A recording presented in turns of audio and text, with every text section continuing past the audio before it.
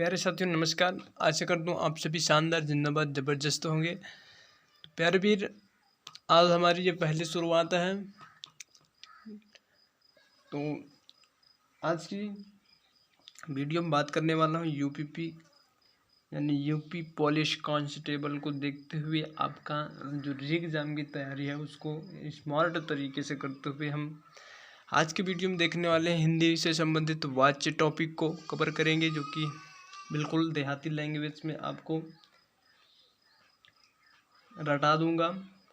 और अगर इस वीडियो को आप पूरा कवर करते हैं तो आपको किसी और भी वीडियो की देखने की ज़रूरत नहीं पड़ेगी। प्यारे वीर, बिल्कुल आसान शब्दों में आज वाच्य टॉपिक को कवर करेंगे हम। तो प्यारे वीर, मिलते हैं अपने वाच्य टॉपिक से। और ये पहली शुरुआत है, लेकिन ज़बरदस्त तरीके से होनी चाहिए। प्यारे वीर, वाच्य हमारा वाच्य कहते किसे हैं पहले तो हम जानेंगे। तो प्यारे वीर, क्रिया के जिस रूप से यह पता चले कि किसी वाक्य में कर्ता कर्म भाव में से किसी एक की भी प्रधानता हो तो उसे वाच्य कहते हैं। वाच्य प्यारे वीर किसे कहते हैं? जिस वाक्य में कर्ता या कर्म या भाव में से किन्हीं तीन शब्दों में से किन्हीं एक की भी अगर प्रधानता बताई जाए तो वहाँ पे वाच्य आपका होगा। तो प्यारे वीर देखेंगे वाच्य आपका कितने प्रकार, वाच्य के प्रकार। तो वाच्य आपके तीन प्रकार के होते हैं प्यारे वीर। पहला आपका कर्तवाच्य है। कर्तवाच्य क्रिया के जिस रूप से वाक्य में कर्ता की प्रधानता का बोध हो उसे कर्तवाच्य कहते हैं प्यारे वीर। प्यारे वीर, नोट पॉइंट पे बात करेंगे तो कर्तवाच्य में क्रिया आकर्मक और सकर्मक दोनों हो सकती है। जैसा कि एग्जाम्पल में आप समझेंगे। जैसा कि एग्जाम्पल है आपका, लड़का जाता है राम दूध पीता है। तो इस पे कर्ता की प्रधानता होता है आपकी इस एग्जाम्पल में, यानी कौन जाता है तो लड़का जाता है, यानी किसकी प्रधानता? कर्ता की प्रधानता। इसके बाद दूध कौन पीता है? तो दूध राम पीता है, यानी राम दूध पीता है। तो इस पे आपकी राम की प्रधानता हो रही तो कर्तवाच्य है आपका। नोट पॉइंट 2 पे बात करेंगे प्यारे वीर। ने विभक्ति कर्तवाच्य की पहचान होती है। ने विभक्ति कर्तवाच्य की पहचान होती है।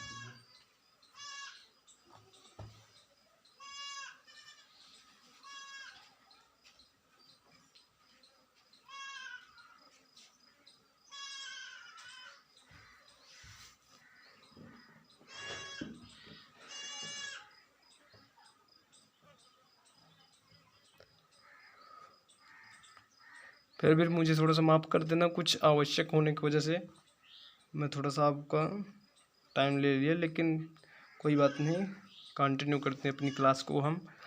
तो प्यारे वीर, हम बात कर रहे थे नोट पॉइंट 2 की। तो नोट पॉइंट 2 में आपका है कि ने विभक्ति कर्तवाच्य की पहचान होती है। प्यारे वीर, बात करेंगे अगले स्टेप पे। तो यदि कर्ता के साथ विभक्ति हो और कर्म के साथ विभक्ति ना हो तो क्रिया कर्म के अनुसार बदलेगी। यदि कर्ता के साथ आपकी विभक्ति लगी है तो और कर्म के साथ विभक्ति नहीं लगी हुई है तो आपकी जो क्रिया होगी प्यारे वीर, यानी क्रिया जो काम को करने वाली होती है उसको क्रिया कहते हैं। तो क्रिया आपको किसके अकॉर्डिंग बदलेगी? कर्म के अनुसार बदलेगी। तो प्यारे वीर, एग्जाम्पल की बात करूंगा कि जैसे सीता ने अनार खाया। सीता आपका कर्ता है और ने विभक्ति है, अनार यानी कर्म और खाया क्रिया है। तो आपका कर्म के अनुसार ही क्रिया बदलेगी। तो अनार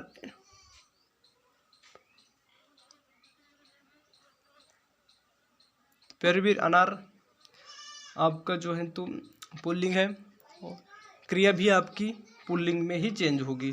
तो अनार खाया यानी खाया आपका क्रिया हो तो किसके अकॉर्डिंग खाया बदला? अनार के अकॉर्डिंग। प्यारे वीर, अगला क्वेश्चन एग्जाम्पल की बात करूंगा। गीता ने खीर खाई। अब खीर के अकॉर्डिंग आपकी क्रिया बदली, यानी खाई आपकी आ गई।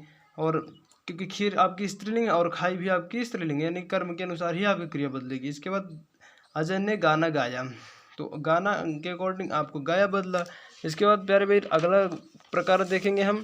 तो अगला प्रकार है हमारा कर्मवाच्य। कर्मवाच्य की डिफिनीशन क्या है कि क्रिया के उस रूपांतरण को कर्मवाच्य कहते हैं जिससे वाक्य में कर्म की प्रधानता का बोध हो उसे कर्मवाच्य कहते हैं, यानी जिसमें कर्म की प्रधानता का बोध हो। प्यारे भाई, कर्तवाच्य आपका क्या था कि जिसमें कर्ता की प्रधानता का बोध हो। इस पे क्या है? कर्मवाच्य आपको जिसमें कर्म की प्रधानता का बोध हो।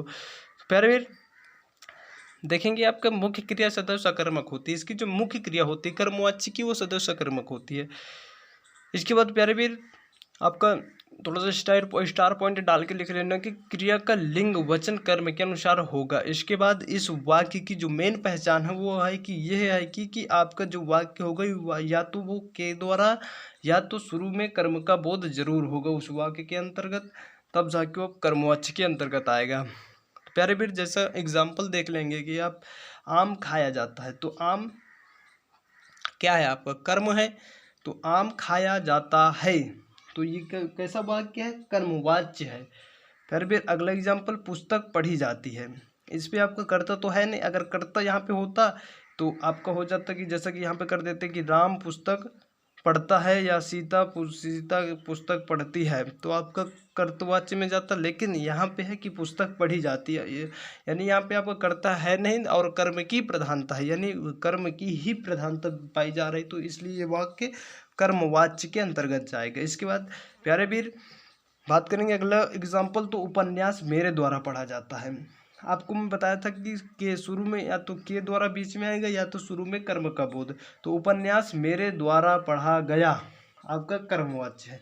इसके बाद प्यारे वीर अगला एग्जाम्पल बात करूंगा कि बिल्ली के हाथों चूहा मारा गया। हालांकि इस क्वेश्चन में आपकी जो बिल्ली है करता है, लेकिन के द्वारा शब्द का प्रयोग किया गया, इस वजह से ये आपको कर्मवाच्य के अंतर्गत जाएगा। इसके बाद प्यारे वीर अगला बात करूंगा, तो आपसे फूल तोड़ा जाएगा, यानी आपके द्वारा फूल तोड़ा जाएगा, तो इस वजह से इस पर कर्मवाच्य है। इसके बाद छात्रों द्वारा नाटक प्रस्तुत किया जा रहा है, यानी किसके द्वारा, छात्रों द्वारा, तो कर्मवाच्य है आपका। पुजारी द्वारा पूजा की जाती है, यानी किसके द्वारा की जाती है, पुजारी द्वारा की जाती है। द्वारा शब्द आया तो इस वजह से कर्मवाच्य के अंतर्गत।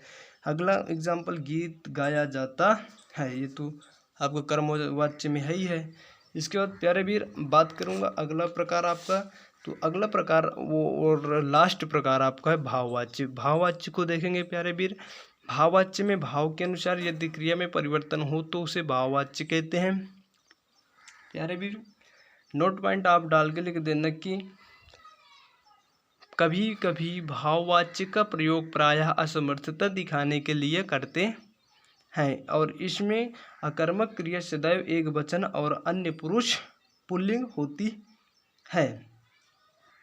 फिर भी बात करेंगे इस पे उदाहरण की, तो कुछ चुनिंदा उदाहरण मैंने लिखा आपको समझाने के लिए। जैसा कि आपका उदाहरण एक है कि मुझसे बैठा नहीं जाता है। इस वाक्य में आपका कर्म कर्ता भी है और कर्म भी है, लेकिन इसमें आपकी असमर्थता दिखाई जा रही है, तो इस वजह से यह वाक्य आपका भाववाच्य में जाएगा। इसके बाद अगला जो उदाहरण है वो लड़कों से चला नहीं जाता, इसमें भी आपकी असमर्थता दिखाई जा रही है, इस वजह से ये आपका भाववाच्य में चला जाएगा। इसके बाद सीता से हंसा नहीं जाता, इसमें भी असमर्थता दर्शाई जा रही। तोते से उड़ा नहीं जाता, इसमें भी असमर्थता दर्शाई जा रही है। धूप में चला नहीं जाता, इसमें भी असमर्थता दर्शाई जा रही है। इसके बाद प्यारे वीर बात करूँगा कुछ अपवाद पॉइंट्स हैं, उनको बात करूँगा कि चलो अब सोया जाए, इसमें भी आपका भाववाच्य ही होगा। चलो घूमने चला जाए, भाववाच्य का ही उदाहरण है। इसके बाद अब चला जाए, भाववाच्य का ही उदाहरण है। राम से तेज दौड़ा जाता है, भाववाच्य का ही उदाहरण है। तो प्यारे वीर आज की वीडियो हम लोगों ने वाच्य और वाच्य के तीनों प्रकारों को बिल्कुल आसान शब्दों में कवर किया है। तो प्यारे वीर मैं आशा करता हूँ कि यह वीडियो आपको जो वाच्य से संबंधित है आपको बिल्कुल क्लियर हो गई होगी, और यदि आपको किसी प्रकार का कोई भी डाउट समझ में आ रहा तो आप कमेंट बॉक्स में अवश्य ही सेंड कर दें, ताकि मैं उसका रिप्लाई आपको दे सकूं। तो प्यारे वीर इसी प्रकार हम रोज़ एक एक टॉपिक को कवर करते हुए अपने यूपीपी री एग्ज़ाम की तैयारी को पूर्णतः तय कर लेंगे। प्यारे वीर आशा करता हूँ यह जो आज का वाच्य टॉपिक हो था आपको बिल्कुल बेहतरीन तरीके से समझ आया होगा। तो प्यारे वीर अगर आपको ये टॉपिक समझ में आया होगा तो आप वीडियो को लाइक और चैनल को सब्सक्राइब, और इस वीडियो को अगर आपको लगे कि हाँ नहीं बिल्कुल सटीक वीडियो, तो इसको अपने दोस्तों संग शेयर ज़रूर करें। तो प्यारे वीर, मिलता हूँ अगले नेक्स्ट वीडियो में, तब तक के लिए जय हिंद, वंदे मातरम, जय माँ सरस्वती।